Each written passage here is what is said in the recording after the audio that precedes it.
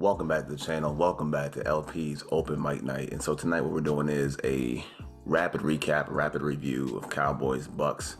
Game Dallas loses 19-3 at home in prime time. A lot of things to talk about. So what I'm gonna do is this rapid recap, rapid review is kind of hit these bullet points that I have written down, go hit for hit, beat for beat. Before I do that though, you guys like the channel, like the style of content, like what I say, which you may not like tonight, but it's the truth. Hit that like button, hit that sub button, share it out there with Cowboys Nation. So let me get started right away with this. So the Cowboys lose the game tonight. And they didn't lose the game tonight necessarily, but they lost this game tonight way back in the offseason. The Cowboys go into this game knowing that they're handicapped with weapons. And I know I made a point of it online on Twitter talking about what are they doing without Amari Cooper and not having Michael Gallup. They decided to jettison Amari Cooper, which I defend the move in practice, but there's nothing behind it. And they knew all well and good that there would not be a Michael Gallup in this game, knowing the opponent from last year, Tampa Bay, knowing the pressure and matchup problems they can provide to either an inexperienced receiving core or, if not, a team not equipped up front to protect them.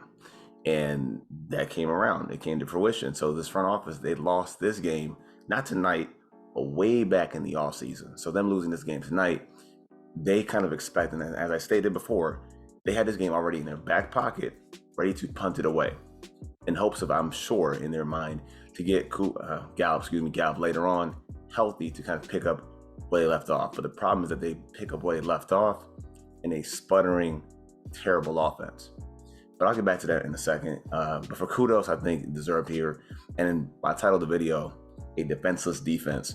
The defense got stopped up and they got held holding the bag.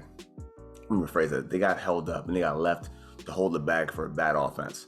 They're on the field way too much in compromising situations, and you're asking them to stop Tom Brady with his full assortment of weapons that are healthy to keep them out of the end zone. And for much of the first half, they did. All the first half, they did. Held them to 12 points. So defense, they did their job whenever they were asked to do so, and they got set up. Point blank. Got set up to fail. Michael Parsons is that guy, the speed, the quickness, the sideline to sideline, the pressure he provides in one-on-one matchups to rush the passer is still, I think, in my mind, unrivaled in the NFL right now. I don't think you have a better one-on-one pass rusher in the NFL than Michael Parsons today, right now. He's that dude. He's that guy. 2 sacks on the night. He was good. I didn't see it necessarily, but I did take some cues off of Twitter saying that LVE was all over the field, making good plays. I thought the secondary did a decent job for what you're asked to do against the Bucs, holding up, not allowing too many big plays down the field. And they got hit a couple times. Once to Julio Jones, I believe twice maybe to Julio Jones.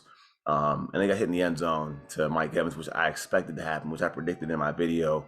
Mike Evans in the red zone being a problem perhaps, and he was. One big catch for a touchdown. And the run defense, they got gashed at times, but I feel like that was a cumulative thing of just taking body blows over and over again, because for much of the first half, they were in the backfield stifling Leonard Fournette in the running game. So they're doing a good job with that. But I think over time, the body blows started to catch up. They started to have issues, and they also found success going outside. And a couple times they were going at, if you watch the game carefully, going at directly at Trayvon Diggs to make him have to take on a lineman in space, which he decided to take a circular angle, circular route to the ball, creating gaps and bigger runs than they were. Also, while I'm thinking about this is my rapid reaction, my rapid thoughts on the game itself. So it doesn't really encapsulate all that I think about what happened necessarily. Of course, we know how this works. The film will come out perhaps Wednesday, which I'll take a look at as well. Maybe take a look at the film in closer perspectives, find out really what happened, a deeper dive, if you will. But tonight, just rapid recap, rapid thoughts on that game. And for the defense, there's not much more else you can say about that. They had their chances, and again, I think they just couldn't hold up, and they got left stranded in a bad situation for that. So the defense, I think it's an admirable job they put out, but just couldn't be enough. Now the offense, and the lead story is going to have to be Dak Prescott. So Dak Prescott is on the list for good and bad, actually bad and worse. So the bad, before he left the game, Dak Prescott was not very good in this game. He was not very good. He missed certain throws. He missed certain spots. You can kind of give him a hard time for missing maybe Lamb behind him on the drop by CeeDee Lamb, which I think I expect Lamb to catch that pass. But when you have that deficiency of your weapons on the outside. You have that less of a unit around your quarterback. The quarterback cannot add on to that. Your margin of error is very thin already, so Dak Prescott had to be damn near perfect, if not at least even keel with Tom Brady, and he wasn't. He wasn't very good. I believe after the first half, he had a CPOE of minus 31, so he wasn't his best at all. He wasn't sharp whatsoever. And not that this matters with a pregame, but he just didn't look like himself, as if he was really anxious to play this game. And maybe that's due in part by not playing in the preseason. You know, with so many new weapons, so many new components, you may want to see your quarterback get some time with them, because lining up and playing with a Dennis Houston, who you haven't seen with action in the games in preseason, maybe that impacted him somewhat. Maybe on that back shoulder throw, those guys got more repetitions together. It may have impacted that. So that's a big deal. Now, of course, the big story is he okay? Is he not okay? It's way too soon to tell. But the Cowboys, you're never going to know until maybe the last minute, as they did last year with the calf injury. So it's hard to find out what's going on. You want to be optimistic. You want to believe that he's going to be healthy and be okay, but you just can't be sure of it. And I'm not sure of it either. And I will say this, though. If he is not okay and he's injured, that sinks a lot of what happens with this team. This team's hopes go in a bad spot. I won't say that they're done for the year, but it's going to be very hard for them to play games in which the defense must sustain offenses to 3 points, a stop in the red zone. And mind you, last year the defense was very turnover dependent. That's not going to happen again this year. It's just not going to happen. From year to year, I don't expect that, nor should you. So if there is a problem with Dak Prescott, where he's not healthy, he's not apt to play, a very, very minimalist offense becomes even worse without that. And they become a lot more predictable when you know they're going to run the ball a lot more than they should. And to kind of go off on that, the running game tonight actually had some success. Zeke actually looked pretty solid. They were getting some push up front, especially from, of course, Zach Martin. You saw something from the center who I thought was pretty solid today, Biotish. And Tyler Smith in protection, I thought was very good. He held up very well. It's a big ask of Tyler Smith to go in there, play the way that he did against a good opponent that has pass rushers, and he held up very, very well, in my opinion. Of course, the film may say otherwise, but Tyler Smith, I thought, did a great job, and also did a good job in the running game as well.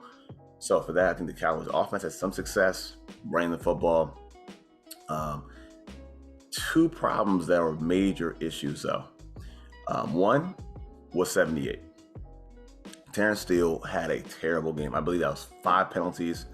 I want to say 5 penalties tonight. False starts, holdings. He just was not ready to play tonight. I don't know what was going on with the penalties, but it's a recurring theme with this team. It's a recurring theme with this team from last year. They picked up where they left off in all the wrong ways. A stagnant offense, a team that lacks discipline with bad penalties at the worst possible times. And Terrence Steele took 5 on his own and put them on his pocket. Like loonies, he had 5 on it. And you never want to see that from your offensive tackle, whom you're depending on being a starting right tackle when you have nothing else behind him right now. And that's kind of the point I have with this team. They set themselves up to have no depth behind what they have established. So even McGovern going down, where you have to play Matt Farniok, who I think Matt Farniok could actually be a decent player as a backup center, maybe a fringe starter at left guard, but you force him into that role right now with nothing behind that, and that's a difficult proposition. Now you have Terrence Steele not performing, not playing well right tackle, so all of a sudden there's nothing behind him right now.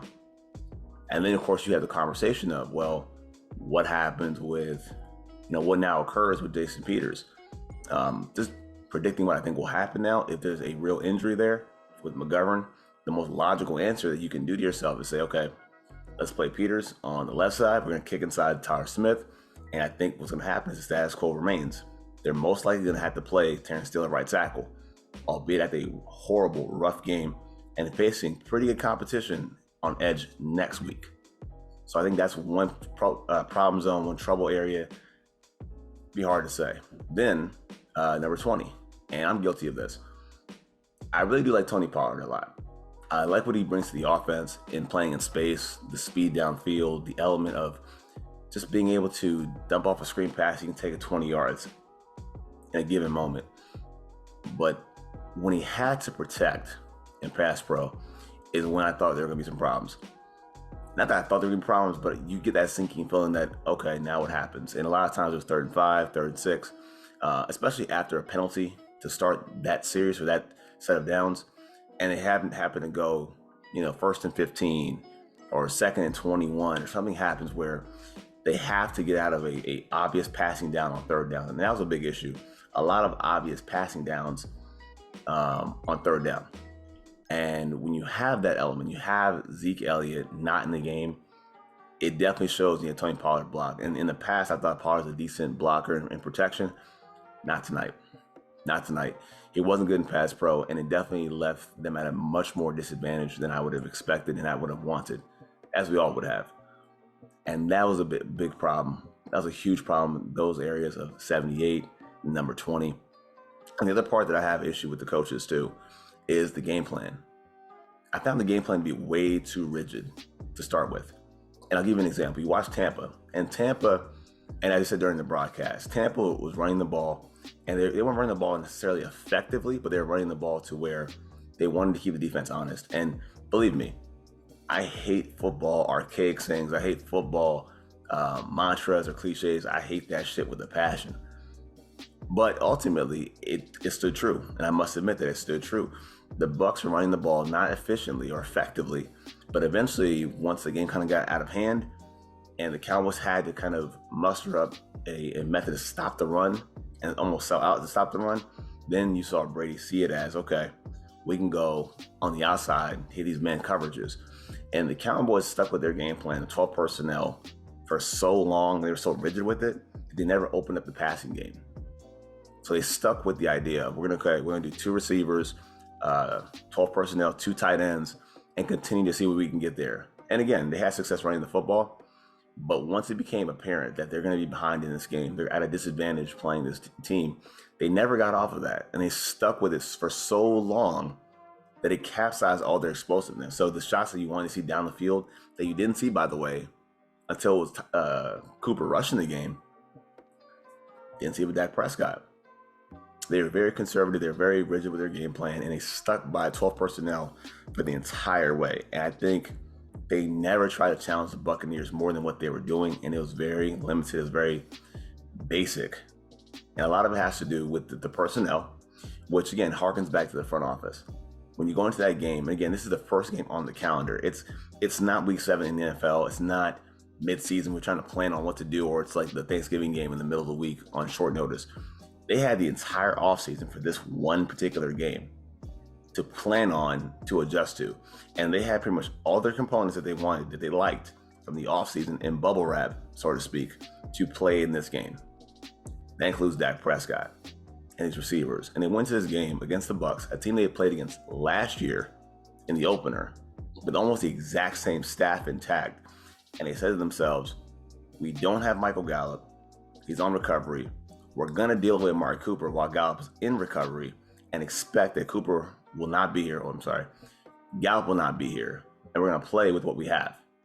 And the 3rd round pick we take to fill in the void partially was inactive. So you have Kamonte Turpin active. You have, then it's Houston active, but you don't have active Jalen Tolbert. And then by the time you realize, hey, we can play Simi Fehoko, Dak was injured heading back to the locker room. They never opened up the game plan until it was far too late. And that rigidity in their offensive plan is a major issue. And it makes you question the head coach, but also the front office, and especially the offensive play caller, Kellen Moore. And that's why I think this team, if they can't snap out of this and not be as rigid and be more fluid with their approach, we might be looking at 0-2 next week. But those are my thoughts on this opening loss to the Bucs. Cowboys lose 19-3. Just my take. But let me know your thoughts in the comment section. What you guys think? Did I miss the mark on some things? Do you guys have similar thoughts? How pissed off are you about this game? Because by the 3rd quarter, midway through the 3rd quarter, I was upset, but it was starting to sink in that it was not going to go our way. But let me know your thoughts in the comment section. Thanks for watching my rapid review, my rapid recap of Cowboys Bucs. And also be on the lookout this week on the channel. I'm going to try to do like a film review of some big plays and big moments that we didn't get to and why that might have happened. So once again, thanks for watching. I'm LP Cruz on Stonehall Sports. And as always, Cowboys still up. Peace.